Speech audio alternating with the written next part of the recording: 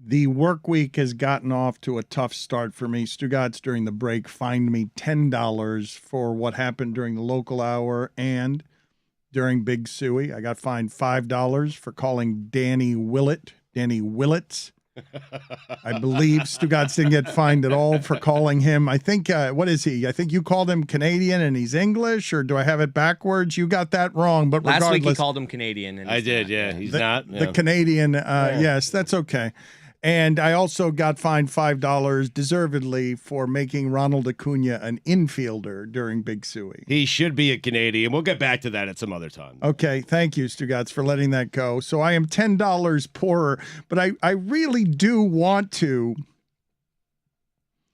examine just how amazing it is that we are still, with all of the access, and we've got billionaires loop-de-looping through space, that still news about the Latin guys in baseball, no matter how big a star they are, gets here a little bit later, and we're confused enough about the credibility of a Spanish language newspaper that all of us are sitting around here wondering, well, wait a minute, did Freddie Freeman really wipe with his hand the eye black off of Ronald Acuna's face and think that was okay on Play the Game the Right Way, Play the Game the White Way? Freddie Freeman has now given you quotes that the Braves are not about earrings and all the Acuna flash, and I can't believe we're still doing this with the Braves and, the haunting, echoing spirit of Brian McCann. I did not know that Freddie Freeman was Captain You Can't Wear Your Eye Black that way. And so I want to examine for a second. Do you do like everybody's mom where you took a napkin and put a little spit on it and just wipe it? You just can't do that. I mean, it's a fight. It's a fight. I mean, Acuna is a very good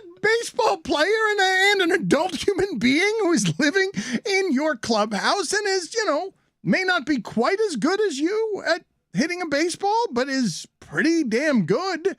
All of which is to say, even if he was the 25th guy on the roster, you don't go put your hands on his face and say that's not how we do it around here. But Chris Cody doesn't believe it's true. It's just hard to believe. I mean, like we said, is he licking the thumb? Like, come here, let me wipe this out. And I'm just imagining like he's like taking a pregame nap in his locker, leaning back, and then all of a sudden Freddie's over his face. It's like, get the hell away from me. What are you doing? That's right. Grown-ass man. That is correct. And I just like to examine with you guys for just a second where else you can imagine. This is a championship baseball team. These are the two best players. Like, we make a big deal when guys argue on the sidelines, where it's just an emotional competition, guys get competitive and start screaming at each other. It's not as disrespectful as this would be if it's true like that. Yeah, but we scream about those things in the moment, Dan. This is something that happened, many, many months ago. But it's so disrespectful that if it happened, I don't think it should skate just because the guy is saying it in a second language to a newspaper, and we don't have the media ability to cross the language barrier and talk about this a little more. When Bruce Arians puts his hands on a player, we scream about it. We've been screaming around here. Everybody's calling us soft because we're always saying, just don't touch the players. Just stop touching other human beings. And as a way of solving things, as the Academy gives sanctions to Will Smith. Sanctions. 10 years. Sanctions. I just love that. I did not know that the Academy had sanctions. And I just love that the organization is so self-serious that they are just appalled by the idea that their gala would be interrupted by violence from the streets, that they are administering sanctions, and that Will Smith is now banned from the premises, and it is just falling over backwards apologizing because he doesn't want the Academy to do this to him, but he's allowed to continue having his award. They're not going to strip him of the award. But he might have been stripped of a career. There's all sorts of projects that have stalled because of this. There are a lot of consequences for the decision that he made. And I think the largest one is that he totally ruined a crowning achievement of a day, because it's big. It's larger than him winning the award. It's larger than Comeback Complete. It is what he's always going to be remembered for. And this is a guy that owned the box office every year for 5 straight years. It's going to be the first thing that comes to people's minds, and that's wild when we're talking about one of the most famous people in human history.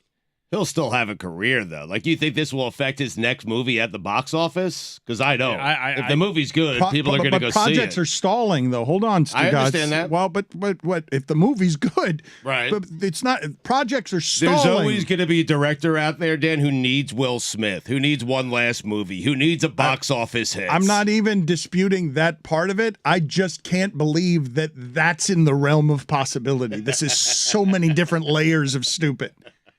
And it's just so dumb.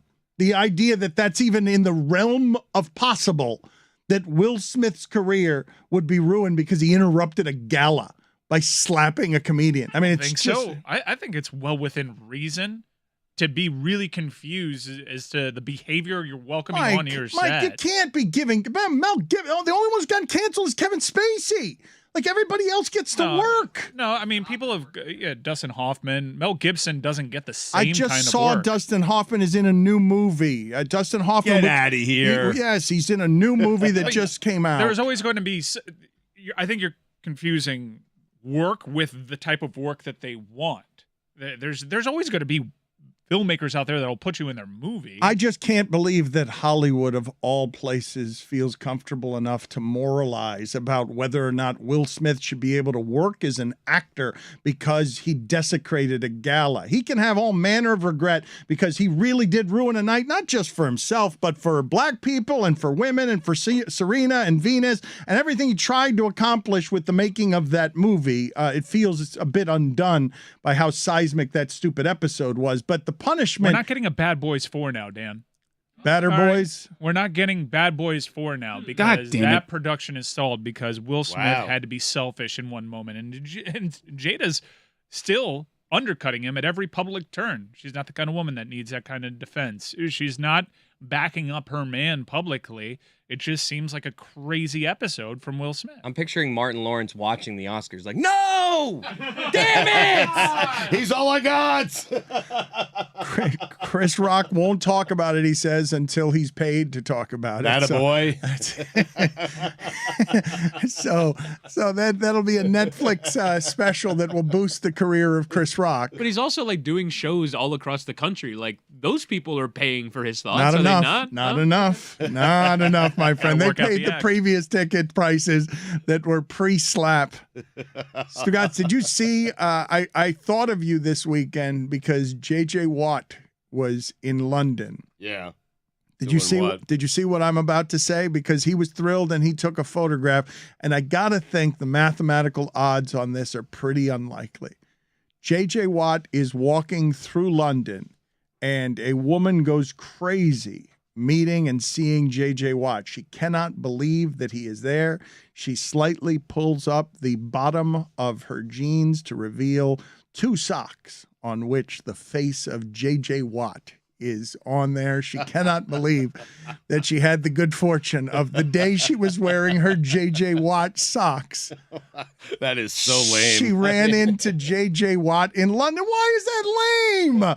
Oh, my God. You're going to pivot every time to just ripping J.J. Watt? Why is that lame? I'm not ripping J.J. Watt. I'm ripping the person who has J.J. Watt socks. That is incredibly lame. Dan, come on. Would you ever get socks? Would I? No, I wouldn't get socks with another human being's face on them, but I've been wearing the same socks for 15 years. How about less socks and more sacks? How does that sound? Like the same one pair? No, just the same kinds of socks. I'm not going through. I don't have a great deal of. I don't have a lot of. This isn't going to surprise anyone. A great deal of fluorescence in my sock game. I mean, I'm not. But he's asking me, am I going to put somebody's face on my socks? Yeah, Skip Bayless's face is on my socks. Like, why would I ever do that? But what are the odds that J.J. Watt is going to be walking through London? What do you think you'd get for draft odds on that? And run into anyone in London who that day is wearing J.J. Watt socks? I mean, if I had made you guess, do you think there are? If I had made you guess before telling you this story, Stugotz, do you believe anyone in the world right now is wearing socks with J.J. Watt's face on them? You would just say maybe J.J. Watt. I would say J.J. Watt probably, like, that happened because of J.J. Watt. I don't believe this. I'm very skeptical. I don't know. Like, I don't think there's a pair of socks that exist. I think J.J. Watt been a fan. He happened to have a pair of socks with his face on it because he always does. He has every article of clothing with his own face on it. He gave her the pair of socks. She put on the socks, and then, J.J. made it seem like it was happenstance. Are we sure these weren't John Cena socks? I saw this very generic looking white guy on these socks. If John Cena was in there too, she would have been like, "Look, I have you on your socks." You wouldn't have photographic evidence of it though. Can't see him. Stugotz, why are you down on F1 fans today? Because it's coming. Enough. Seriously, Dan, every Sunday morning, all this, including J.J. Watt, by the way, everyone is an F1 fan, and everyone's tweeting about it, and it's nonstop, and I'm getting these alerts, and I don't care about F1, and no one else really cares that much about F1. It's become the cool thing to tweet about on social media on Sunday mornings. Do me a favor. Stop tweeting about it. Do me a favor. I'm trying to watch Jane Pauley. Do not interrupt me when I am trying to watch Jane Pauley on a Sunday morning. I don't need F1 tweets from Smetty, from Whittingham, from Zach Harper, from J.J. Watt. All of a sudden, everyone's an F1 fan? Since when? We've never discussed F1 on this show until Smetty came here, and I am upset about this because it is ruining every Sunday morning that I have. It's like, Sunday mornings are meant to be quiet. Everyone shut the hell up and let me watch CBS Sunday Morning News with Jane Pauley. That's it. That's what Sunday mornings are all about. Silence and Jane. He's not wrong. He's not. It's all the Netflix show. It's like if somebody watches a season of Hard Knocks and then all of a sudden they're the biggest NFL fan. It's like Whitty's a fraud. At least Jess has been watching this for years. Jess is the only one we'll She's allow. the only Hang on, one. no. Chris is Not so right after about that. it. She's the Years. only one. Yes. No, for years. No, It's Drive to Survive has Drive made to this Survive. more popular because there's a reality show that has a lot of personality that has made people who aren't necessarily interested in an inaccessible sport more interested because it has soap opera elements to it. So I don't think you're right about this. I just read that the rights for F1 are about to skyrocket from whatever it is, $5 million to many more millions of dollars than that because this reality show has helped make the sport more popular. But I don't expect you, as someone who's approaching 50 and has refused to do anything in the way of learning in the last 10 years. Thank you. Or change in the last 10 years. I don't expect you to be caught up in the fad of the moment, even as in Miami Gardens, our local football stadium changes, that neighborhood changes into something that's a total insanity. And you've got the Super Bowl coming to town, the ticket prices on everything happening with F1 coming to town as it goes to Vegas and it stops in your town in a way that's big. It has been surprising to me to see how this sport has become not just a bigger thing, but a trendy, popular, bigger thing, something expensive that everybody seems to want to be around because it's a big party. The opulence of it all. This is going to be the most in-demand ticket in South Florida sports history, I think. And it's just getting started with what we're hearing about what's going on there. And the actual event itself, that it's being held at Hard Rock Stadium is absurd enough, considering how far that stadium's come along. But it's made this progress at the unfortunate discount of actual infrastructure, Dan, because my parking for the F1 event is 6.5 miles away. Really? Yeah. I am in the beach grandstand, Right. and my parking lot is 6.5 miles away. It's hard to explain to people what is descending upon South Florida that is just going to be a bit like a really loud bomb detonated in Miami Gardens because of the size of a party coming to an area that does not have an infrastructure for this size of a party. Well, they sweeten the pot by saying there's a shuttle that's going to be made available to those parking A space shuttle? in Hallandale Beach, because so what you want, at least the benefit is avoiding the traffic if you're 6.5 miles away. No, you're going to hop on a shuttle, wait for that shuttle, and be driven right into the teeth of that shuttle. It's a lot for one small area in Miami Gardens to be hosting all of these world-class events. And we were all kind of wondering, how is this going to work with an F1 track? If you've seen what it's done to the parking for the actual pro and college football, it's disastrous implications because the tennis center and the Miami Dolphins training facility ate up a lot of great parking lots that were available. Now you put a track in the middle of it, and unless you're a Golden Cane, you're going to be having to walk across several blocks of city blocks in Miami Gardens to be able to actually attend to anything at this stadium. Stugotz, I believe that you have reached a point in aging where you don't have the capacity to invite any new sports into your life. No, you're right. That your fandom has hardened and formed, and it is what it is, and you will now not root for anything or anyone new that falls outside of your aged interests in sports. You've already given up baseball. Everything's moving too fast. We were grateful during the local hour that they're separating the hockey playoffs and the basketball playoffs so sports can just slow down for a minute. We can enjoy one playoff run at a time as opposed to this gorging and snorting intravenously of maximum games all the time. Are you saying I gave up baseball? You see the Mets over the weekend? Little 3-1 start, and the New York Metropolitans. A little 3-1 start. I get a little jealous because NASCAR didn't do a Drive to Survive because this is our country's sport. And over the weekend, you had two fighters come to fisticuffs. Two drivers, yes. Two white drivers. Two White white drivers. drivers in Martinsville came to blows. It was a bad fight. And nary a word.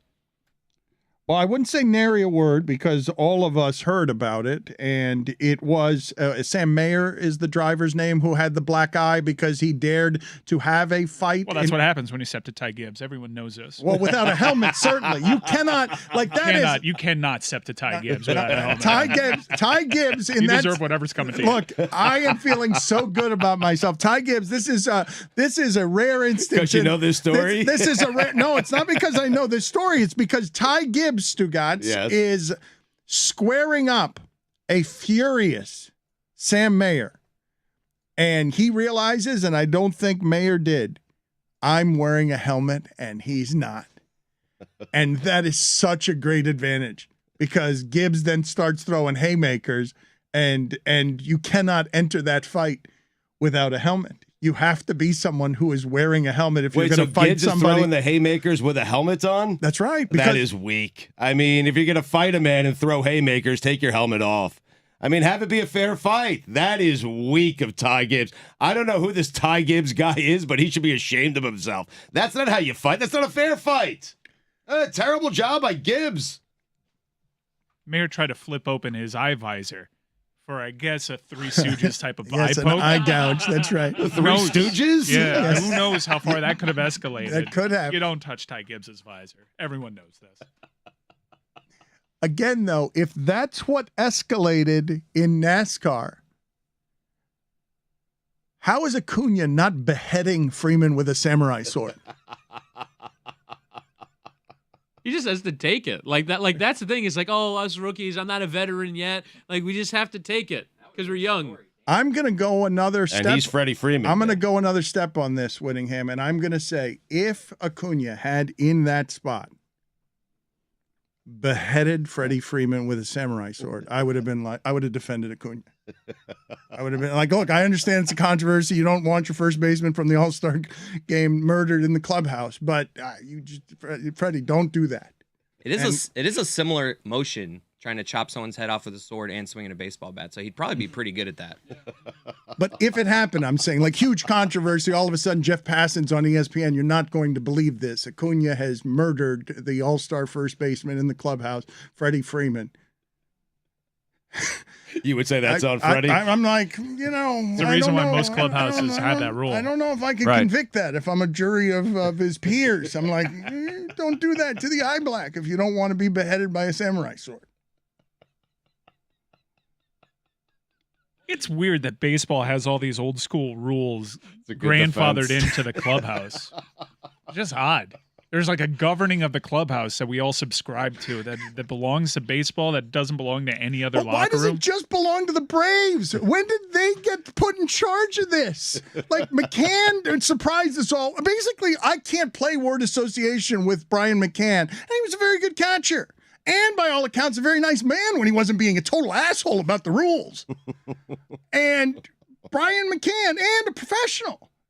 But I associate with him a repressed stiffness that allows no flamboyance in the Braves clubhouse that used to be populated by Bobby Cox. I don't understand the need for such professionalism in a game in which you're spitting out your food half the time in your workplace. It's a disgusting work environment, but we draw the line at eye black. Guys grabbing at their balls and spitting at your feet constantly, spitting up sunflower seeds. It's true. Putting their chewing gum, blowing a bubble, and then putting that bubble on someone that's nodded off in their clubhouse. In that clubhouse, Greg Maddux would often do awful things to the underwear of other players, wiping his own ass with it and then putting it back in the locker. Yeah. Is that Braves baseball? That's fun though. I Yeah, mean. but your shades better not cover up the A on your baseball hat. Otherwise, we might have a problem here because we run a tight ship. Now, here, let me play with some other person's poop. This is what Greg Maddux... Disgusting plays. You have not even heard all the stories about Greg Maddux. They are legendary, and many of them are secret. But Greg Maddux loved leaving shit all over the clubhouse. It just doesn't mesh with what baseball players, if you ever played in high school, if you know baseball players, if you know what a clubhouse is, it's some of the most sophomoric gross behavior. Well, I mean, but then that's a bit extreme. No, baseball players are immature. No. And then to have the extreme market correction of just Freddie Freeman walking on by and making sure your sunglasses aren't over the So A good. logo. It just It's so good. Leaving poop, okay. Eye black, no. It is a weird set of rules, and it... What do you mean I can't have these sunglasses on my head? I mean, McCann is naked right now doing an interview. I see his balls, Freddie. I see McCann's balls. It is. It's just strange. It is. It doesn't have a place anywhere else in the world. Like, go ahead and go. You know what? Go ahead and go right now, wherever it is that you work, and go ahead and spit some sunflower seeds on the floor of your work environment, and then walk into another room where one of your colleagues is being interviewed wearing only a jockstrap. Why are you talking to me right now? Jeff Francoeur is biting his thumbnail. Just in the corner for everyone to see. He's just biting his thumbnail and spitting out the nail. And you have a problem with me wearing shades over the A. Brian Jordan is spitting out his chaw, and I've got to be concerned about the A on my hat. Please. Okay, Brian Jordan. you guys keep doing the spitting of the chaw again. The decorated Cy Young winner would wander around the clubhouse, leaving his shit on everyone's clothes. Oh, I have to be a professional. I just saw Adam LaRoche put a bunch of shaving cream in an aluminum tin pie holder and smash somebody that had a game-winning hit yesterday over the face with it. That's baseball. But, you know, this is baseball too, though. Garrett Cole, you saw this on opening day, right? Stugotz put it on the poll at LeBatard Show. Is wiping your ass with your teammate's shirt. That's baseball. I saw that Garrett Cole the other day was furious because Billy Crystal took too much time with the first pitch with the just a rabid. He's got a routine, Dan. I know, but I love it so much. One of these guys, like Garrett Cole, goes from Pittsburgh to the Yankees and is making $700 million a year and is just paid in rocket fuel and stem cells. He went from Pittsburgh to the Astros to the Yankees, $2. That's not a fine, Stugotz. You skipped over the Astros. Felt bad for him. I mean, you're coming at me because I have my sunglasses on my head. Ryan Langerhans just mooned me.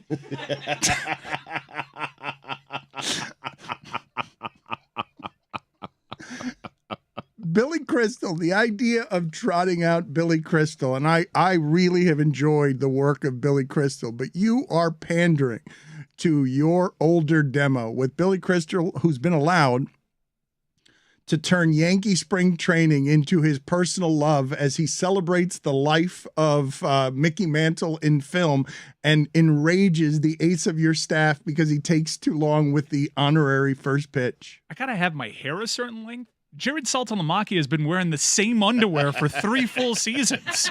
Salty. Who put the Braves in charge of this? McCann. But did Freeman learn it from McCann? Is that what happened? Of course he did. did. It was hand. He's like Yoda, McCann. It was hand me down from McCann. And do you think Chris Cody's right? This can't be true. Acuna's he's embellishing this. The story cannot start with "that's how you treat a human being who is your teammate, No, and you that's expect to have a professional workplace that is that's a human resources violation. Like, he's got to go to HR of the Braves organization, where he will find Brian McCann sitting at a desk in a beige Ruling suit, against in a him. beige leisure suit. But Freddie Freeman feels like he's taking up a cause, like an organizational direction that was handed down from Gerald Laird and Brian McCann before him. They've been roughing up minorities since the days of Jair Jurgens over there, and they're damn proud of it. You have McCann as the HR office? Yes, just graduating right in his catcher's gear with a beige leisure suit underneath his catcher's gear. And no eye black and no jewelry, unless it's a championship ring. Right, of course. Nobody could ground it to a double play like Gerald Laird. Man. I feel like McCann could. Rod Barajas is like, I have that one there. When you're thinking like, and Benji Molina. I know we're just doing slow fat You guys, want to but play like, this? You're doing catchers. You want to? I mean, Slow that's fat what it is, though. There's You nothing wanna better do when this? they roll one over to short. It's just like, oh, all day, baby. Nice and easy. Paul Baca would always be so surprised that he would ground in the 6-4-30. My God. I believe, this is what I believe. I believe all of those people that you just mentioned, including Bob Nadel and Tony Eusebio, 25 years after the fact, are woken up in the middle of deep sleep by the idea of just rolling one over to the shortstop, and whatever fear sweeps over you because now you're headed out of the batter's box and you might as well be wearing your shin guards because you're not going to be moving very fast, and that's going to be a very easy double play. You see their head dip. It's just like, oh, Yes, damn it. the They don't even infielders run are going hard. to be laughing. They're going to be laughing as soon as you roll. As soon as your wrist rolls over, the entire infield bursts out in laughter. If Matt Trainer wore his full pads, he would not be running any slower. He should have just gone up in his full catcher getup and tried trotting to first base after a traditional ground. Can you ground guys ball look double up play. for me who's hit into more double plays than any player ever? Who holds the record for that? And can we get that person on, and can we celebrate that person and have that person answer questions about how they feel about rolling over to the shortstop? I believe it's Albert Pujols, and we probably can't get him on. There are some legends on this list. The top- Because you got to have a really long career. in That's- order oh to my do it. God, they're No, the no, top. no. Oh my God, the top six. Oh my God, this list. This is We a got some list you Hall of want to Famers, be yo. on. They're Holy some of the shit. greatest players to All ever right. play baseball. But this is the wrong list, though, because I'm doing this incorrectly. Because they can't be great players. That great players won't be as haunted by this as players that we only associate with this. But Chris Cody, we're going to do top 10 from the bottom up double play producers of all time from a batter's box, and we'll get to Mike's top 5 things he learned after the age of 30 right after that. But let's do 10. Number 10, the 10th most Shocking. double plays of all time, blank. Julio Franco. Played a long time. Played into These are all these Played a guys. couple of decades. into I his think. deep Yeah. 40s. Number 9. We got two guys tied for 8th. Eddie Murray and Jim Rice. So these are Great. all going to end up being great players. And I believe Jim Rice has the most ever in a single season. Number 7. Dave Winfield. Yeah, he just hit scorchers. I feel like the better list would be like single season leaders in grounded into double play, because like 2004 was AJ Pierzynski, and that makes more sense. Perfect. Yes. We're That back. makes more sense. That's Yes. better. Number 6. Yaz. Number 5. Hank Aaron. Hammer and egg. Number 4. Pudge. Number 3. Miguel Cabrera. Miggy. Still adding to that list. Oh my God, Mike just saw him. How sad was that in Detroit? It was electric. I'm super into his 3000 chase. I loved watching. He would give love to all the fans that were rooting him on. He is a Detroit legend. It actually made me sad. There were a couple people in their Marlins Miguel Cabrera jerseys. That city loves Miguel Cabrera. And part of me, as mad as I still am about David Sampson, He should have been our legend. he should have been ours, but I saw what a great baseball atmosphere. And opening day is always kind of inflated because there's no other day on the baseball But you went calendar to the like it. second day, right? I went to the second day. That town adores him. And I got the feeling wash over me as he was in the on-deck circle and everybody was just there rooting him on. Like, damn it, this was the right move for you. You went to a proper baseball town that appreciates your greatness. It would have been sad if he finished this out in Miami. Might have been great. And you know what? Maybe his presence in Miami would have done a lot for legacy fans here in Miami. Maybe it would have really changed the baseball culture down here. But while at first sad, I kind of got it in that moment because he's absolutely a legend of the game. The single season GIDP list is not as good, but Jim Rice is back-to-back, 1 and 2, back-to-back seasons. He was a monster. Yes. A slow monster. 2003 was Paul Konerko. I like He could Whittingham's do it with list the is best. better. He could do it with the best of them. Whittingham, do Oh, me a God. favor. Put together your own list here. It's a better list than the one that Chris Cody is doing through no fault of Chris Cody's. We'll get back to his number 2 in a second. How often does it happen where someone hits 500 home runs before they get 3,000 hits? Is that common? Look, man, I've ignored the sport for close to 10 years. But I mean, 3,000 hits is the one. I don't know. They're just I think so that's fairly few. common, though. Is it pretty common? Well, Because think are there about 30 guys. think on about how many of his hits have been home runs. 502 of them. There aren't very many on the 500 home run list, but I wanted to go back for a second on Cabrera. You have seen in being in Detroit, Mike, and I have not been in Detroit since the Pistons and Heat were playing in Detroit, and I was saying that Detroit's downtown is among the worst I have ever been in, but I could see from back then what sports was building there in downtown Detroit, and an economy has thrived in downtown Detroit, and Miguel Cabrera is at the center of being the only excellent thing Detroit has had in sports other than those Pistons teams of Isaiah Thomas and Billups. Well, the Red Wings were also really good for a while. Yes, no, That is forgive Hockey me. Town, Forgive Dan. me. That is Hockey Town. I was doing the three. I was doing how bad they've been at basketball and how and football. Excuse me. How bad they've been at football. How irrelevant a lot of Pistons basketball has been, and then of course the Tigers just haven't been very good even with him there. But you can make the argument that no one in the history of Detroit sports has been as good at what they do for a living as Miguel Cabrera is at playing baseball. It's just Isaiah Thomas. It's not you could Barry go Sanders. Miguel Cabrera is on the Mount Rushmore of sports legends in Detroit, and that's not necessary. Like with Stevie Y. And that's not something that I think it would be all Red Wings, Mike. I'm not certain it wouldn't be all Red Wings. Might be on Was Joe Lewis from there? I think so. He yeah. had an arena named after him, so that would make sense. Yeah. He might be on the Mount Rushmore of right-handed hitters, of just being a classic hitter. That's what I mean. I'm agreeing with what you're saying. He's an all-time great hitter. It's a tremendous sports town and it's totally been reshaped by the sporting facilities in downtown, because I heard nightmare stories. I was dreading this trip to Detroit. I went to 2 Jack White concerts out there. Everything was a walk away from my hotel. The facilities are a stone's throw away from one another. And Little Caesars Arena is kind of like MSG in that the facade of the traditional arena is hidden behind all these shops and offices, so it's kind of tucked away. Totally revitalized the area. I had a wonderful time over there. Number 2, Chris Cody. Cal Ripken Jr.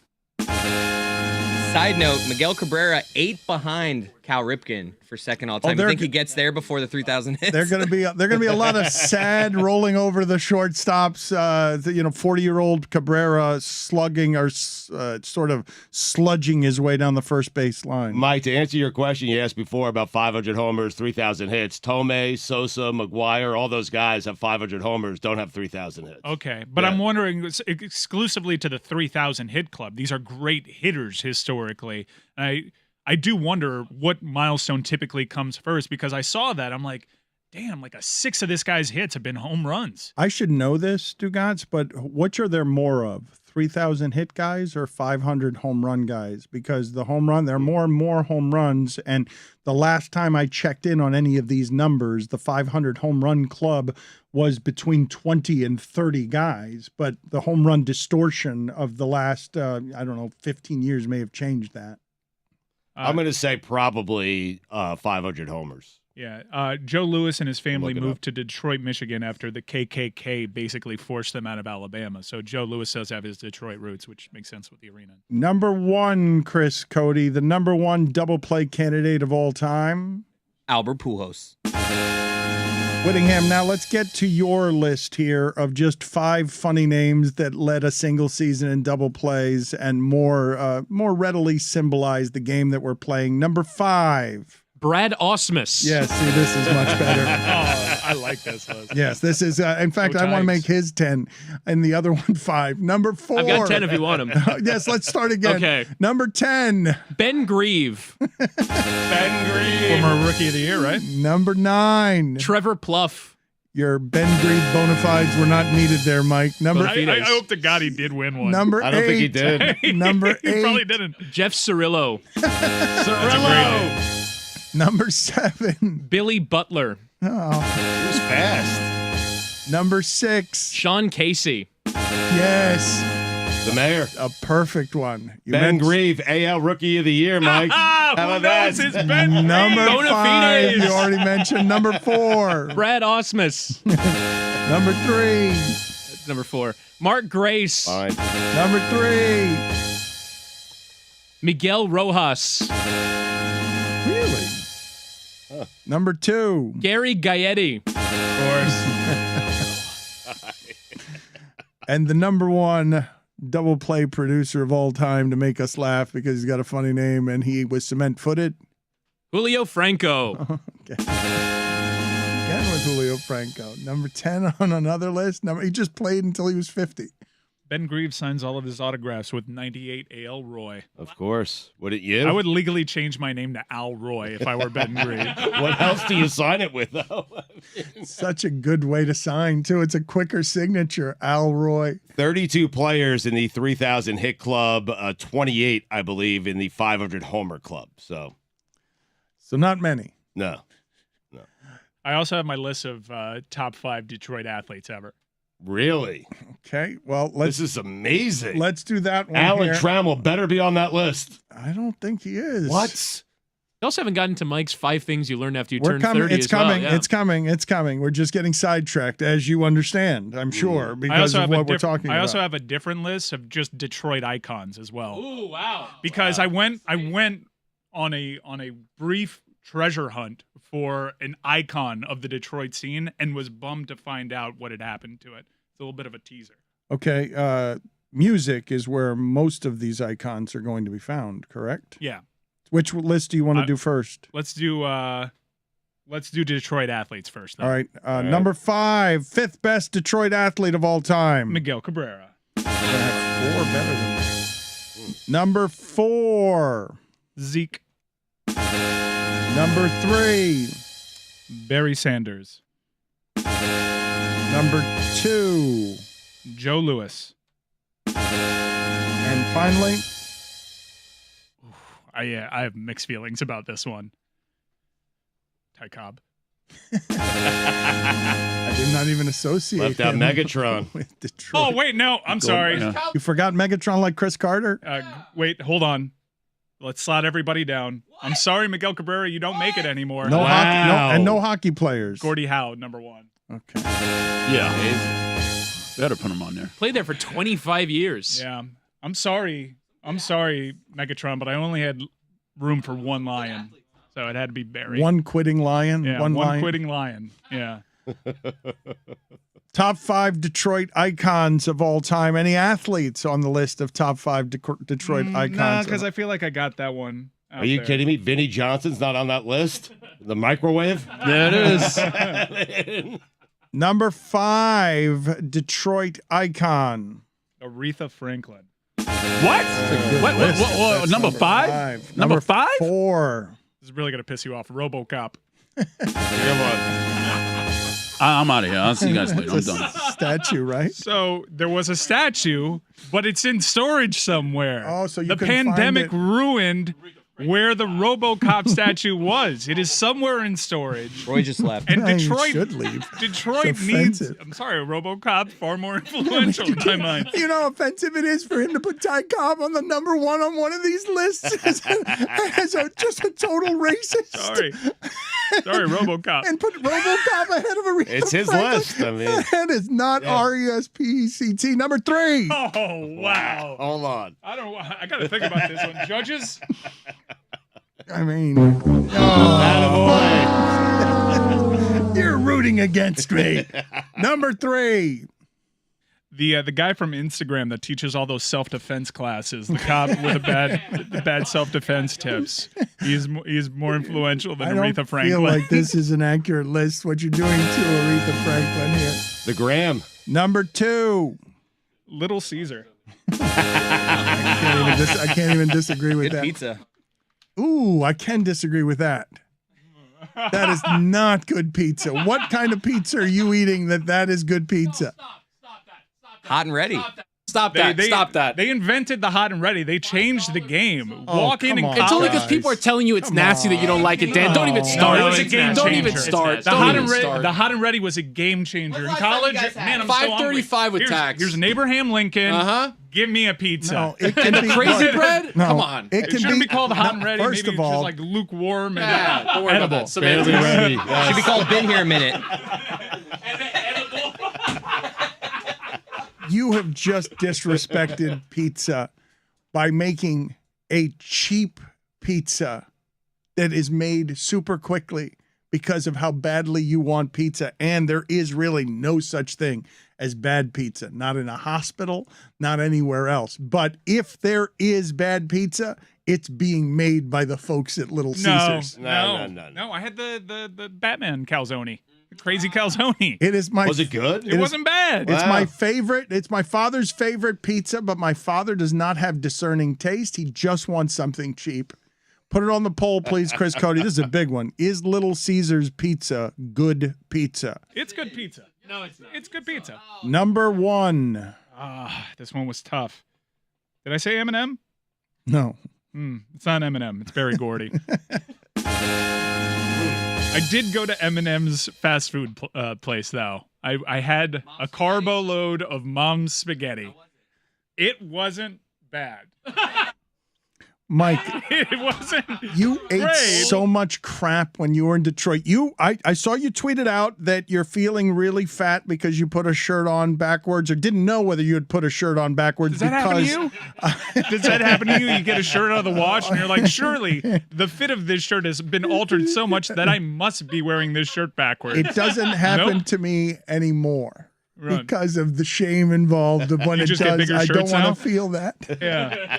I thought a shirt was on backwards. Nope. I was just fat. And you know how I know it wasn't on backwards? I looked down and the V was in the right place. I thought a V-neck was on backwards because of the lengths that my stomach had grown to in my time in Detroit. Well, you have made many fat jokes at my expense over the years, and I have never had a drink with Cheetos in it. Oh, you're not living.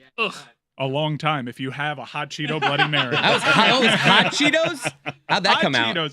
So it came out the way that it came in. Pretty much. You ever eat something and like, I don't remember having sesame seeds. I looked down there, I'm like, I remembered there was an intact banana pepper.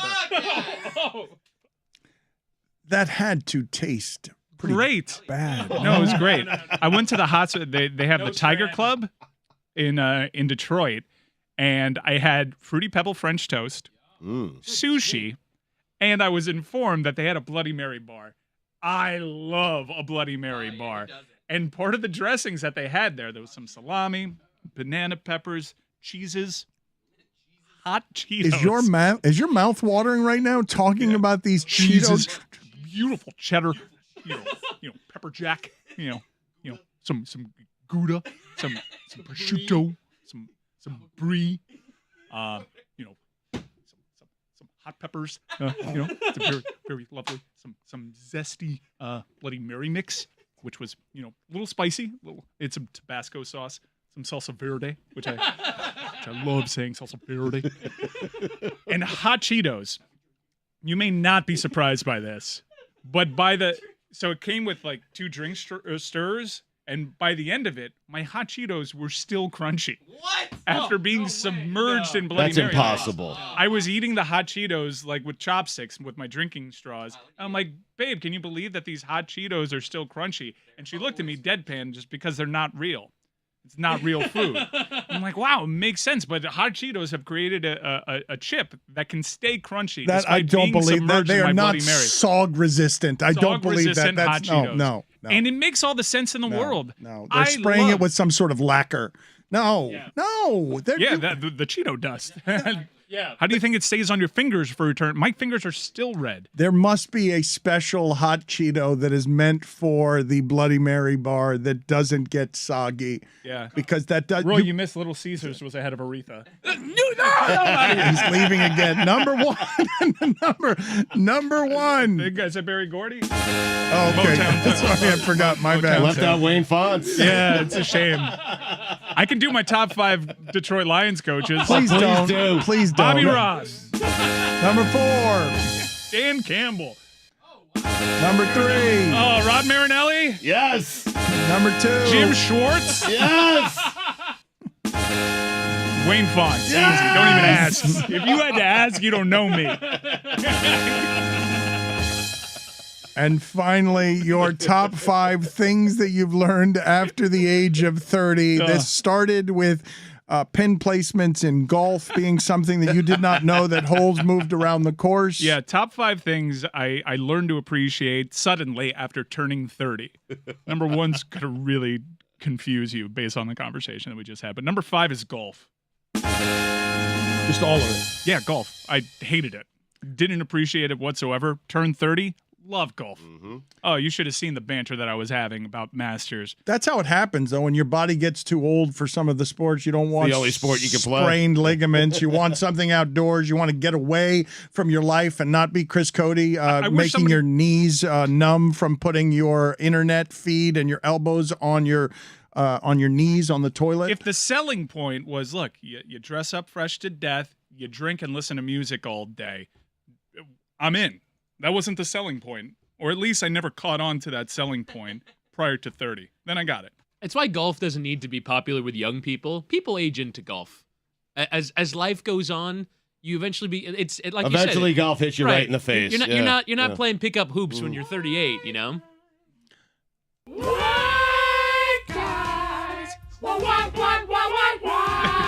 You could do that with this entire list. Number 4 is The National. And if you follow music, you just laugh pretty hard right now because it was either The National or War on Drugs. I just didn't get these bands at all. And then I turned 30, and I would follow The National around. The National mean more to me than you could possibly imagine, and I didn't get it. And now I want to dress like The National. And I even like Taylor Swift because she started working with The National.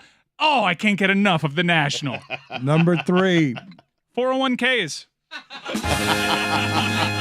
Didn't even want it. It was just in one ear and out the other. Yep. I'm like, it's a bunch of numbers and a letter. Blah, blah, blah, blah, blah. I don't want it. Now, I'm so into my 401k. Samesies. Such a conservative approach when you compare it to all my other investments. This one, I play it safe. This is the safest one you have, Mike. Yeah. I know I cannot be trusted with this all-important 401k. Number 2. Dividends. Dividends. Didn't even know what that meant. You're so old. And now I look for anything that pays dividends. Are you kidding me? I still don't know what a dividend is. No, they pay you money. Yes. Because they're holding your money. Right. It's totally like the opposite. And yet you still own it. Yeah. It's crazy. Mm-hmm. There's some good stocks that pay dividends. Look for dividends, guys. I'm on Fundrise. They pay dividends. I was like, what is this? $4.76. Oh, that's right. I gave them thousands of dollars that one time. Number 1. Gastrointestinal health.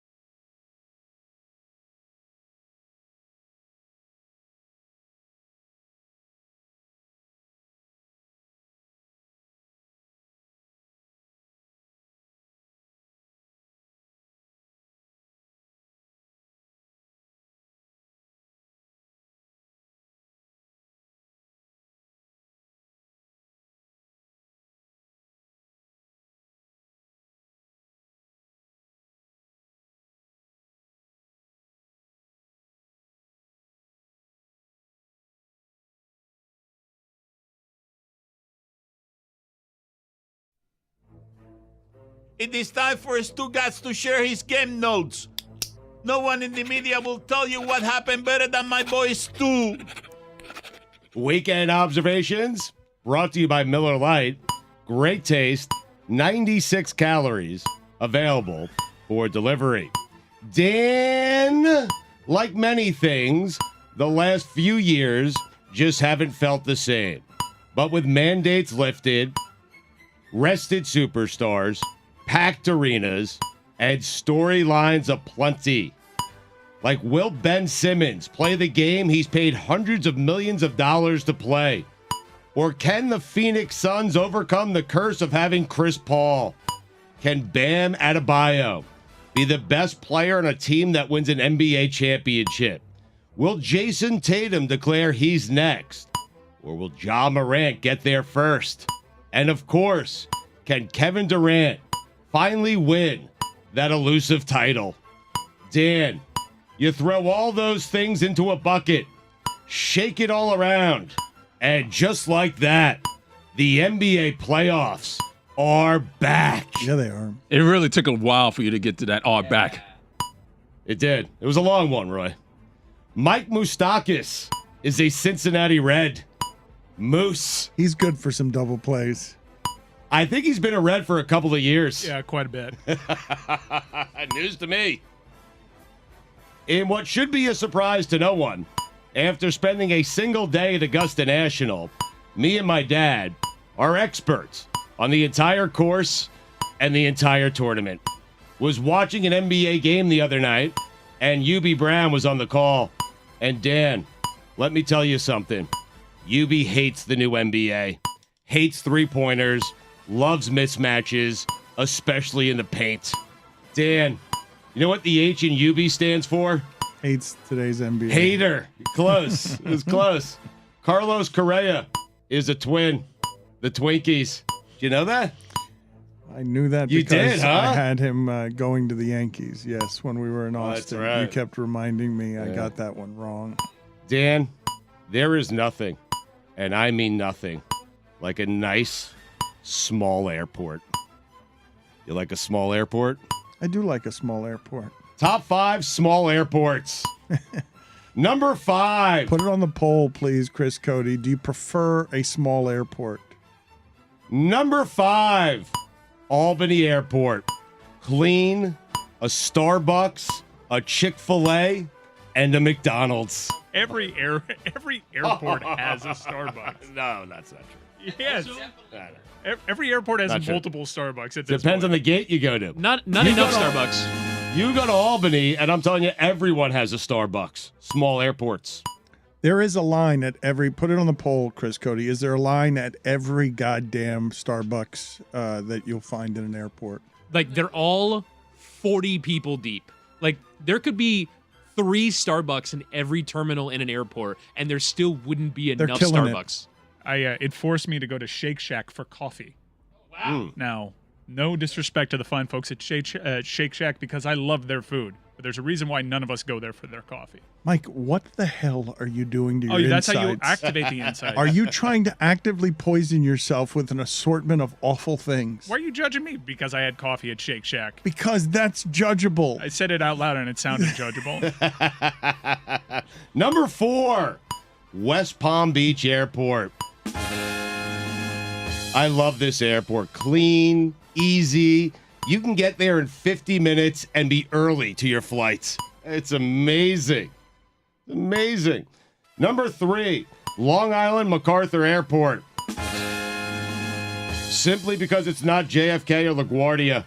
Ooh, LaGuardia. Oh, the worst. Number 2, Long Beach Airport. Because it's not LAX, and it means I'm close to Dana Point. Number 1, Augusta Regional Airport. For obvious reasons. Brother, you are paying a lot for your flights. I really am. If you're going to this many small airports, You're right. your average flight is like $800. I will avoid a major airport at all costs. I will. I hate them. I can't stand. Literally. Yeah. Here come the Bucks. I mean, I can't even imagine He snuck that past you, Mike. Yeah, I'm sorry. You got to be a quicker keeper there. I can't even imagine how expensive the flight from West Palm is to Augusta. They didn't have one from West Palm to Augusta. Oddly, they had one from Miami to Augusta. Direct? Direct. No. Crazy. Oh, but it was in that wing that is trapped in 87. It was like one of those small American Eagle planes. Yeah. Oh, when you actually get to walk on the tarmac? Yeah, I walked on the tarmac. Oh, isn't that the It was greatest? fantastic. And Yes. you climb up the stairs to the plane. You do like a fake presidential wave The either best. way. That's not Fantastic. the best. No, it's That's the worst. terrifying. No, it's great. I hate No, that. I love it. love a Hate good it. walk on the tarmac. I No, did that in do. Montana once. It was -7 degrees outside. It was awful. Boog Shambi flies so much that a Porsche picks him up at the foot of airplanes. Just picks him up on the tarmac and takes PJ, it. He doesn't have to walk like through gates or any of that stuff. Just gets picked up and whisked off. Like he gets congratulated time? by captains and stuff. Every like, time? We're so happy to have this person because he's flown so much. Yes. I've never seen a Porsche waiting for someone at a commercial flight. For Boog? Call him and ask him. Are you telling us it's a Delta, like a 737? I'm telling I mean- you that he regularly gets picked up by a car that is just privileges that he gets because he flies so much and he doesn't have to do the things other people have to do in airports. Like security and Like just baggage he claims gets. I don't know how it is that this works. It's a secret world I have no access to other than through his amazing, mythical sounding stories. Jonathan Shoop is a tiger. Shoops. There he is. Oh no! What do you mean? terrible. That's his nickname. Oh no! That's what everyone says about Jonathan Shoop. No, They do. I can confirm. Yes, we all they say do. that. All those Yep. big Tigers fans. No. Oh no! Say it, Dan. No, I will not. Shoops. No, There yeah, he is. Thank you. Yes, thank you again. Mike, that's what they call him. I wasn't making a He joke. doesn't come up to Shoop a Doop by Salt and Pepper. I was furious. The F in Frank Vogel stands for Fall Guy. Oh, I thought fired. I thought. Oh, I mean, All guys are better. doesn't know he's been fired yet. It's just one of the great quotes of all times. I haven't been told shit. Coach K, LA Lakers, collision course. Inspired. Thank you. Augusta National and the Masters. You somehow exceeded my expectations. Thank you. Andrew McCutcheon is a brewer. Kutch. So is Hunter Renfro, the Brew Crew. Did you know that with Kutch? Kutch was an MVP, wasn't he? For the Pirates. What happened this weekend? You were just watching random baseball games or checking box scores and learning? And he was gambling. I would have was. thought though that fantasy. I would have thought that all of your drafting, I you would have have a known where fantasy players were. Dan, I'm telling you, you don't know any players anymore, okay? I don't, you don't. I have a fantasy team. I know 2 of the guys who are on my team. I don't know the rest. I've never seen them play. I mean, I have some catcher, Josh Gard or something like that. I don't know who he is. I used to know all the catchers in Major League Baseball and the backups. I love that what's happening with your sports interest is that it's getting so small that you are no longer taking any interviews on new sports to like, and the players are just reduced to a set of numbers to you. That it's just numbers that can pay you in gambling, and there is no humanity involved with the sports you're watching. It's just a series of transactions meant to change the cash in your account. Why do I need a new sport at this point in my life? I mean, I have the big 4. Put it on the poll, please, Chris Cody at LeBatard Show. Are you old enough that you will no longer add fandom for any new sports? Yes or no? Were you counting the 4, Mike? I was upset that hockey's not one of them. It's lacrosse. Yeah. A heater in 60-degree weather is so much better than a heater in 90-degree weather. Do they allow for cigarette smoking at Augusta? They sure do. No. And cigar smoking. Well, definitely cigar smoking. Yeah. On the course, you can just wander around smoking cigarettes? You can indeed. Yep. Yep. But no vape pens. No, they allow those. Did you say you drafted Josh Bard, I think. catcher? He's the bullpen coach for the Dodgers. Some guy, Bard, I don't know. Josh Gard, I think. G-A-R-D, I think. Oh, I had Bard. Okay. Yeah, it's Gard. Want to check it? Yes, let's slow everything down so we can check whether you've got the name right of the guy on your team. You ever have a cigar in like 90-degree heat, humidity? Oh, no, you're right about this. Right? It's better. Yes, Yeah. to smoke in 60-degree weather is better than in humidity. Mm-hmm. Josh Gard is a musician for the band Figure. Hmm. No, he's a producer that goes by Figure. You drafted a DJ? I don't know. So you have no idea. You're taking so little It's Inferno's interest. job. But it's your job to do the weekend observations. You don't even know the names of the people that you're. He did prove his own point. Yeah. That's the point I was making. You don't know any baseball players anymore, Dan. Check out a roster. You've never heard of most of them. Oh, there was a Candelario that was playing for the Tigers. The Candyman. That makes me feel old. Joey Bart, I think so. Giants catcher. Ah, We yes. got it. Look at That's us. my guy. How about that? I never liked egg salad until I had the egg salad sandwich at Augusta National. Scott Van Pelt kept telling me to just wait for it, that I'll lose my mind. I waited, and on Friday, while sitting on the tee box at 16 for 3 hours with my brother and my dad, it happened. I lost my mind. Edibles kicked in. They did. Scott Van Pelt's going to join us in about an hour to talk about this magnificent egg salad sandwich. Carlos Santana is a Royal. Do you know that? He's an Indian. That was a Royal. They're not. That's not what we're calling them anymore. Guardians. Oh, the Guardians. I'm sorry about that. Apologies. The Tribe. The Guards. I totally dropped in that Scott Van Pelt observation just to let everyone know that I communicate with Scott Van Pelt, SVP.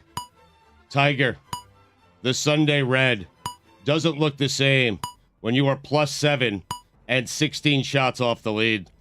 Enough with Formula One. I don't care about chassis.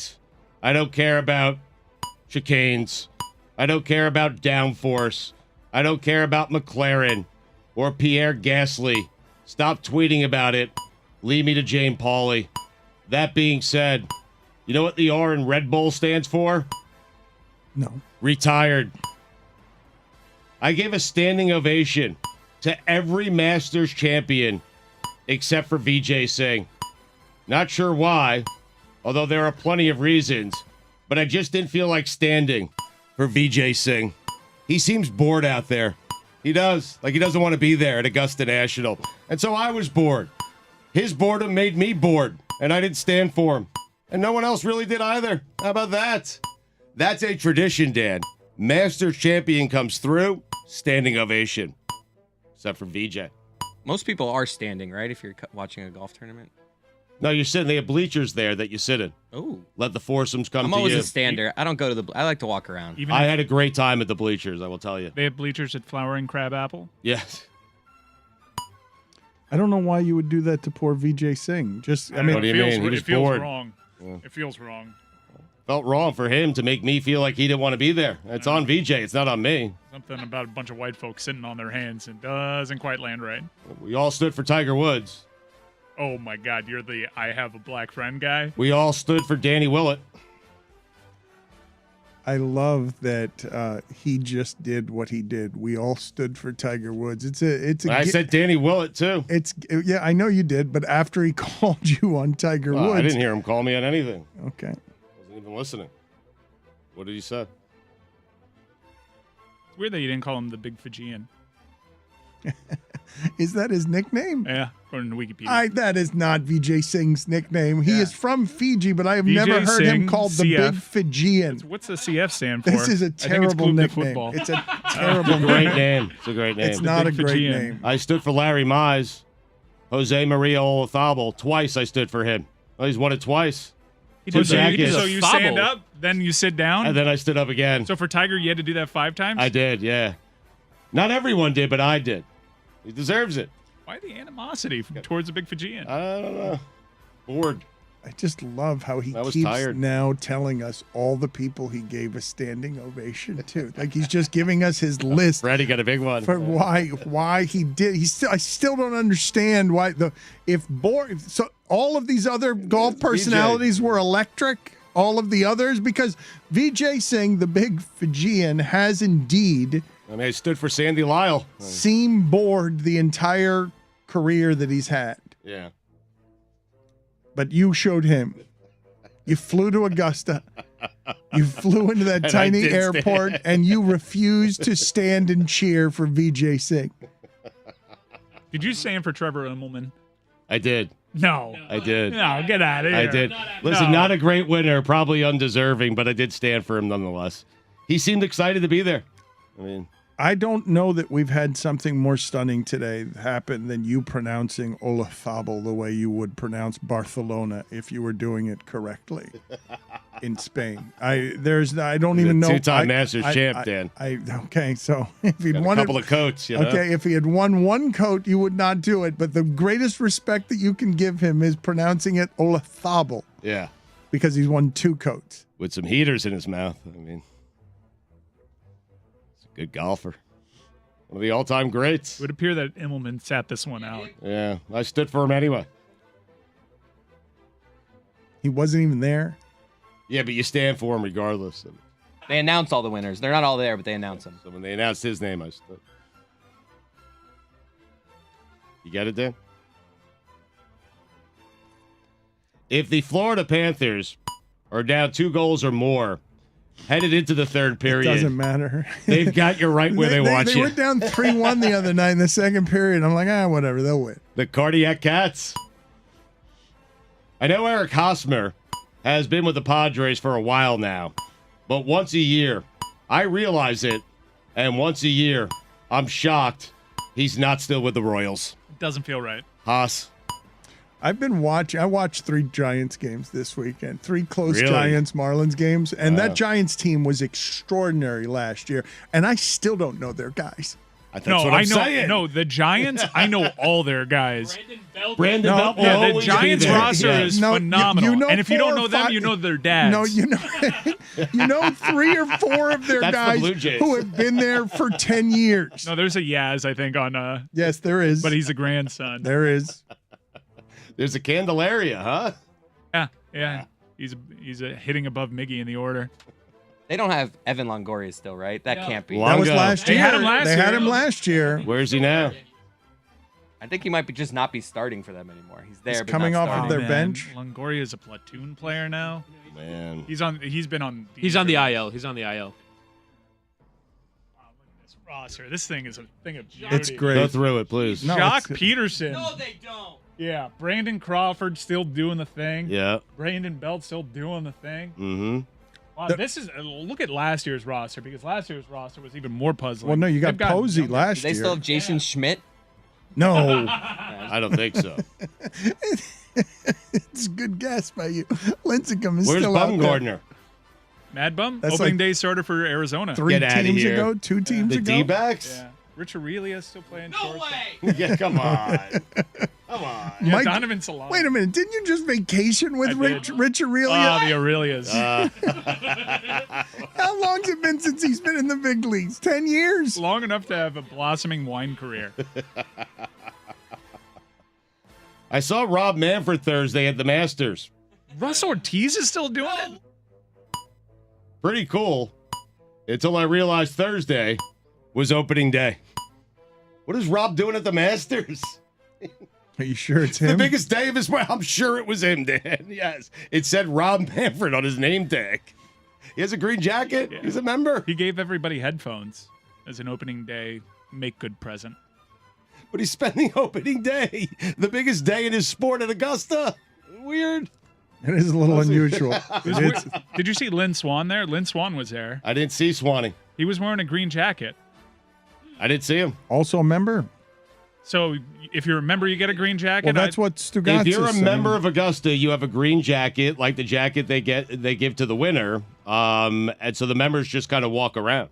Wow, how'd he Oh. get in? So that's how Rick Santorum found his way into that photo. You have to be invited to be a member. You don't ask to be a member. They ask you if you want to be a member. And if you win, you're a member for life. That's why Scotty Scheffler said, I cannot wait to be able to play this course whenever the hell I want. LaTroy Hawkins is still a giant. Come on. You get out of here. Not a twin? He's not. Come on, Stugotz. You can't fall for Mike's just goes- naming people from the 90s. It goes Hawkins, Sergio Romo, and then Brian Wilson's a closer. He just edged out Rob. Wait a Madden. minute. Sergio Romo, he was in the big leagues last year. I saw Romo I think he somewhere still is. for the A's I think, somewhere. I think he was like it one of those fake starters. The openers. Opener. For the Rays, maybe, yeah. No, was it the Rays? I thought I saw Sergio Romo for He the pitched this weekend? A's last year. He's a Mariner. He's 39 years old. He's a Mariner. One perfect inning this weekend. The M's.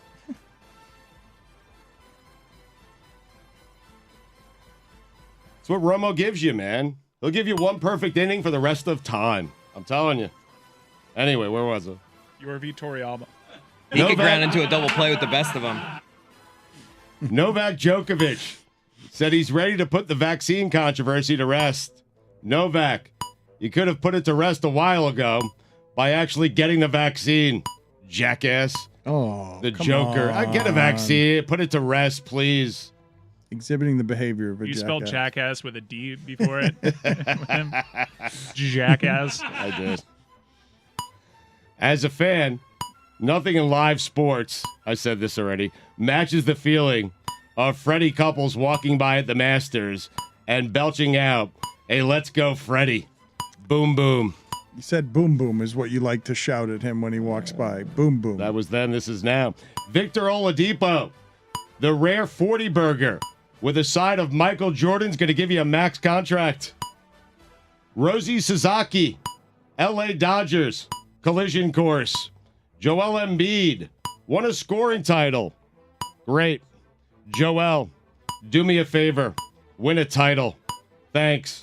In things you heard here first, the Phoenix Suns will not make the NBA Finals. Oh, come on, man. What do you mean? Oh man. You heard it here first. Who do you have them losing to? You guys want Memphis. to make a bet? What kind of bet? You have Field. He has Suns. It's up to Dan.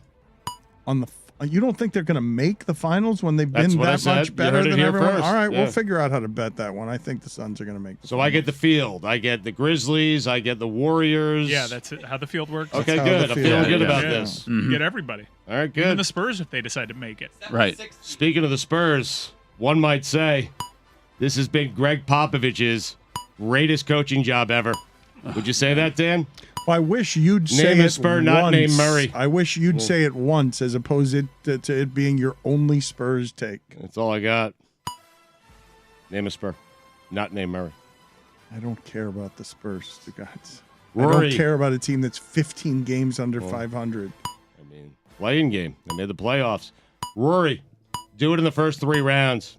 Dan, don't look now, but the Mets off to a little 3-1 start. The Metropolitans. You know the look Rudy's dad had on his face the first time he walked into Notre Dame Stadium? That's the look me and my dad had when we saw Amen Corner for the first time. Golf Now sent me a video with the headline, "Watch this video and hit your irons like Tiger Woods." Golf Now, forget about me. Jordan Spieth could watch your video 10,000 times and never be able to hit his irons like Tiger Woods. Another 2 in the drink. Not a day goes by where Jordan Spieth doesn't think about the 12th hole at Augusta. Golden Bell in the drink. A top 5 golf term. My top 5 golf terms. Number 5, chunked it. It's not a good thing when that happens, but I enjoy saying it to someone else. Number 4, almost jarred it. Number 3, great kick. Number 2, in the drink. And number 1, Dan, mulligan. I love mulligans. Not surprising. I'm pissed off on behalf of Dogleg. Man, I left In that the out. drink is pretty good. In the drink's There's great. something nice. Almost jarred. It's great. Also. Something nice about that phrase. Yep. Here come the Flames. Kyle Seager is a Ranger. A North Carolina Louisville basketball game was halted by a bomb threat. Billy, what? I'm sorry, Roy. Billy? Roy, That's a what fine. happened? Why The did you biggest of throw? fines. Why did you Wow. throw up your arms there, Roy? You really snuck in. Here come the Flames. Just, Yeah. just, Come the just, Flames. just They're snuck coming. that in there. That's a good hockey Everyone's club. thinking the Avalanche, and I'm telling you, here come the Flames, Roy. That's all I'm saying. Uh-huh. It is a good hockey. I mean, they're a good hockey club. Yeah. Lanny McDonald's, Gary Roberts, Theo Fleury, Jerome McGinley. Jerome McGinley. I mean, here come the Flames. What for? Mike Vernon. Dion Phaneuf. Or Phaneuf. Oh, man. for enough sake. A North Carolina Louisville baseball game was halted by a bomb threat. Hell is going on. Speaking of hell, Art Briles. Dan, those are the weekend observations. Chris Whittingham was claiming, and you made me think of this with your Oladipo box score, because Victor Oladipo out of nowhere yesterday took all the shots, and the Heat were playing Udonis Haslem, and Chris Whittingham is claiming that the box scores from yesterday are the most magical thing in the NBA the entire year, that you go 82 games and nothing matters the way that yesterday's box scores matter, because you're looking up. And I don't know how anyone bets these games. I don't. Go ahead and feel free to look at what the Thunder put on the court yesterday to play against the Clippers. If you want to be, Oh, Dan, you're ruining my list of things that I enjoyed from yesterday. The Thunder box score is glorious. well, that's the real MVP according to LeBron. Sam Presti put together all that young talent so that he could have all those draft picks. How many games did the Oklahoma City Thunder play this year? Because there were an awful lot of times I was looking up and seeing them lose by 30, 40. They played 82 just like everyone else. How many Dan. did they win? How many did they win? 24 of the 82. 30, 40, and 50-point games where they end up losing. More than any, they've got to have more of those than any team in the sport. What was their box score looking like? Oh my God. So last night the Oklahoma City Oh Thunder my lost by 50 to the Clippers. 50? Yep, and they played one guy 48 minutes. His name is Georgios Kalaitzakis. He was a minus 50 because he played all 48 minutes. Their starting lineup also consisted of Vit Krejci, Xavier Simpson, Jalen Horde. Wait, Simpson was minus 51. Wow. It's hard to do. That's one of the worst. What's the worst plus minus ever? That has to be up there. Melvin Frazier Jr. off the bench with 43 minutes. He was a minus 40. You also had yesterday the Milwaukee Bucks. They lost by 18 to Cleveland. Their second leading minutes getter was Sandro Mamukelashvili. Manny Harris is the owner of the worst plus minus in NBA history. He had a minus 57 against the Lakers on January 11th, 2011. Speaking of the Lakers, Wow. 1-1-1-1-1. the Lakers last night beat Denver, led by a triple-double from Austin Reeves. He finished with 31, 16, and 10 in 42 minutes. Hell of a game. Yeah. It was a good one. Overtime, both teams in the 130. The Lakers saved the best for last. You also Should had have played Reeves more. you had Philly beating Detroit, led by 30 from Shake Milton. Xavier Simpson from the Oklahoma City Thunder did post a bottom 4 plus minus in NBA history. 3 of the top 4 belong to Thunder players. 2 from last year. Well, it seems like all of those are from this last season. night. Yeah, no, they're all from last night. Well, they Georgios Kalaitzakis. No. Vit Krejci. Dort had a minus 53. Oh, I love Lugan Stort. What a at great name. Memphis earlier this season, and Robinson Earl had a minus 56. It's all OKC.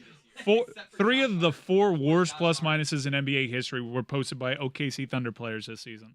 Again, LeBron James said Sam Presti was the real MVP this year when he was trying to lash out at the Lakers because they didn't make any moves, and Sam Presti just trades for assets. And 2 more from me. Last night, the Utah Jazz were led in scoring by Juancho Hernan-Gomez. Oh, that's great. And finally, the big fight in the NBA, what's got NBA Twitter talking, was between Facundo Campazzo and Wayne Ellington. the man with the golden arm. Big Game Wayne. One of the worst nicknames ever. And I mean, it's just put it on the poll, Chris Cody. Is the man with the golden arm the worst nickname you've ever heard for a basketball player? Let's do funniest thing from the sports weekend here. Let's go all around the room. We will start. Hey, people, tell us what in the sport made you laugh hardest this weekend. It is a segment we call What Made You Laugh This Weekend. Ha ha ha! With the imaging. We will start with the imaging. Tony, your coward bet. Oh, stop, Your Dan. coward money line parlay. that- Uncle Dana had it 3-2 the opposite way. I don't even want to hear that from you. But I do. The funniest thing from the sports weekend does have to do with the parlay. And we interviewed now unified belt of the bantamweight division, Aljo Sterling. And what I aired, and I'm sure you've probably had revisionist history in your interviewing past, what I aired in doing was asking him about his walk-up song, his entrance song. And when the song started playing in the arena, all of us on the show were like, oh my God, no, what have we done? The reason why? It was Pepas. We picked the guy we interviewed came out to pep us, and we picked against him. And we instantly knew, oh, we're fucked. And you had your parlay ruined by this. Your coward parlay was ruined because I don't know about coward. you bet against, it was a coward parlay. I don't know about that guy. Turns out that Peppers is the Panthers' victory song this year. They embargoed it for a while because when they started playing it, the Heat went on their worst skid of the season, but then the Heat righted the ship, and now Pepas is fine for all. It doesn't hit the same at a Panthers game. No, No, doesn't. God, no. They played a remix version as well at the last game. I wasn't having it. Remix. Roy, what was the funniest thing from the sports weekend? NBA referee Bill Kennedy's reaction to a fan who walked in his camera shot before he announced a review decision. Just walked right past him and he looked dead at him like, the hell is the matter with you? What are you doing? Why are you here? Chris Cody, what do you got for funniest thing from the sports weekend? A Giants fan in McCovey Cove on a paddleboard. Right. Grilling hot dogs. Like I'm telling you, it was very efficient. I mean, there was just room for him. It was not a kayak. It was just one of those things you like stand on. I've always wanted to do that. You guys ever done that where you're like standing on like the intercoastal? you don't have the like core strength. Dan, you've done Americas. that, right? Two I did it Americas. 2 weeks ago. Ooh. You have the core strength for it Yeah. Yeah. without falling? Well, I fell 2 times, but I can't imagine a grill falling in. Like I can't imagine. I don't have I fall pretty routinely whenever I do it. Oh, I'd love to watch that. But the idea of a grill, I don't have the confidence to do that. Tell me it's head over heels. I fell twice the last time, and the second time was, I mean, it was Do you make a straightforward. noise? It was straightforward. Is it a whoop? Or is it like Let me think is it for like a a second. like a goofy falling? no. the act of you trying to catch your balance must be great. Like, like Yeah. Well, No.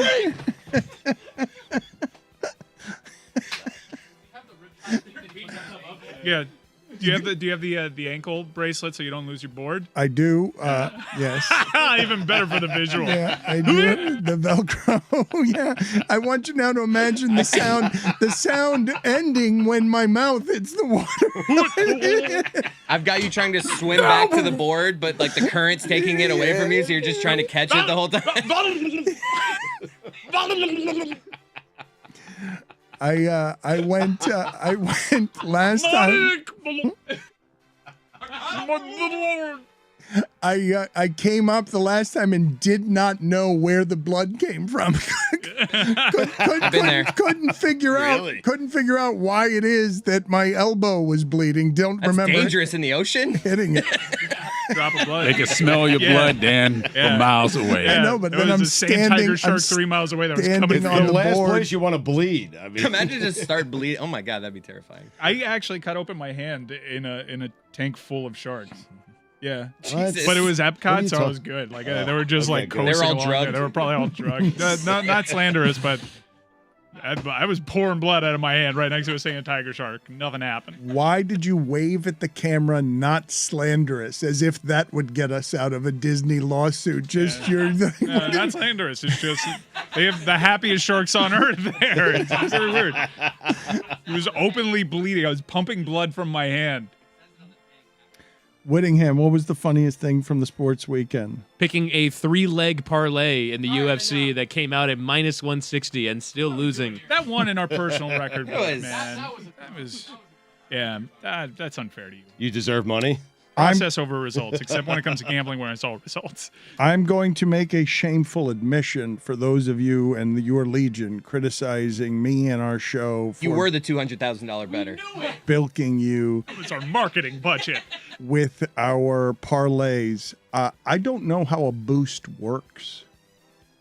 So it gives you a better price on what you would have done if you just put the parlay in on yourself. So that's what it The is. parlay we did would have been 160, minus 160, but our boost got it to minus 130. Yeah. It's a special. Hey, thank you for taking this dumbass bet that we came up Special, with terrible, regularly. cowardly Yeah. bet. We'll give you need to be Little rewarded extra for to putting your entice you. faith in Yes. this one. we Pay a little extra. We will give you a discount shitty bet. Yeah. Can we start advertising it that way? I mean, that's the only way we can at this point. We We're haven't so won bad. one of them. We have not given a single winner with any of these parlays. You still lose the same. Yeah, you still lose the same. So you have that good old-fashioned Right. feeling of losing the same amount of money you would either way. But on the off chance that it wins, and right now there is a 0 chance it wins, you would hypothetically win more, starting with the very next one that we feel great about. Yeah, we feel great about it. Can we start calling it our discount shitty daily bet of the day? We have to get a legal have to Little do wordy. that. We'll see. Mike Ryan, funniest thing from the sports weekend. So we haven't talked about this because it was a part of a Friday news dump, but I do find it hilariously funny how many times the Miami Dolphins have blown the opportunity at having Tom Brady on their roster. Pro Football Talk and Ben Volen did the reporting. Y'all had Brady. Just can't get You it had right. Sean Yeah. Payton. You had Brady and Sean Payton. That was going to happen. The And- Flores lawsuit nuked all of that. Yeah, which is kind of weird that Tom had to announce his retirement beforehand because Stugotz was absolutely right to call out that it wasn't a real retirement. Because it wasn't a real retirement. It was solely to position himself to become a Miami Dolphin owner and then player. I'm not really sure how that works for the salary cap, but that's why he unretired so quickly. His plan was foiled, all by the lawsuit that came out the very next day that knocked him out of the headlines. And I believe the plan was for Tom Brady or for the Bucks to find his replacement. Then he would unretire, go to the Bucks and be like, "Hey, can you just trade me to Miami?" That was the plan, was wait for Tampa to replace him and then go to Miami and unretire. Fairly amazing that the Dolphins could screw even that up with a historic race-related lawsuit that is Brian Flores. That's Brian Flores getting a last laugh there on his way out the door, that Tom Brady doesn't end up here, and he nukes the entire ability to do that because the reporting on that has been super solid, and it seems like we were very close to the shocking situation of the Dolphins, of Tom Brady going after Belichick in the division with the Miami Dolphins. But the unprecedented move, I think, of posturing a retirement as your next chess move to ultimately get your way to Miami. We did the eulogy on the career. We praised him. We did tributes, and it was all fake because he was just trying to get to Miami, and the plan was foiled by a lawsuit. Man, Hilarious. Could have been a Dolphin. Hilarious. I could talk all day naked about Tom Brady's a Dolphin. I'm not doing that again. He'll be a Dolphin, though, right? I mean, Stugotz, what was the funniest thing from the sports weekend? got 10 years left to play. By the way, funniest thing for the sports weekend is presented by CBD-MD. Tua's reaction to seeing an uninvited Dan Marino show up to his charity event. Very funny. Oh, my God, there's Dan Marino. I don't. Uninvited? I mean, he was very happy to see him. Tua's reaction was very The starstruck. reports I read was that Marino was not invited. He just showed up because he wanted to show up Right, I and think it was support more. Tua. Yeah, he was surprised to see him, not Yeah. that he was specifically uninvited. I mean, Dan Marino's invited to any Dolphin gathering, I would assume. but it was adorable. He was just like a moment caught. I mean, he was in front of a mic, so cute. it could have all been fake. But he was just like looking over, like, "Oh my God, that's Yeah, Dan Marino." he was very happy about that. I would, you could select Drew Holiday, who got an incentive bonus of $225,000 yesterday by just entering that Milwaukee game that Milwaukee was actively not trying to win, so they don't have to get the net, so that he just came out, fouled somebody, got the game played, and made $225,000. But I believe in basketball, he has been topped by Jokic has spent his entire time in the United States confusing us as to how he does all of that looking that way. And I believe he's going after the MVP by doing it even more awkwardly. Headband Jokic is about the funniest thing I've ever seen dominate sports. But he has said, okay, you think loaf of bread, that me being a giant loaf of bread and passing all over the place and dominating these games is confusing when I never seem to jump and I just pirouette around here and I may be sort of flabby. You think that can't dominate? Wait till I put on one of these headbands from the Will Ferrell movie, Semi-Pro. Wait till I dominate all of these guys in the most athletic of leagues wearing this ridiculous headband. He's actively trying to win the MVP because he's like, you guys think it was hard doing it the way I looked before? Wait till you see how ridiculous I look dominating this now. It should have been a twisty tie that you see at the top of loaves of bread. He should be playing with that.